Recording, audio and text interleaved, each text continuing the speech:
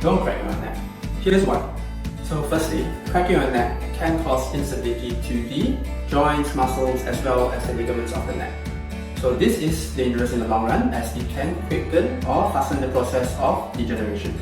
Number 2, cracking your neck can cause potential damage to the arteries of the neck as well. And lastly, cracking your neck, you may potentially push a misaligned bone further into its misalignment. Alright, so here are some things instead that you can do. Consult a professional.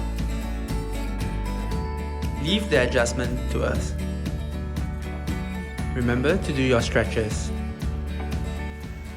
Want to learn more? Stay tuned.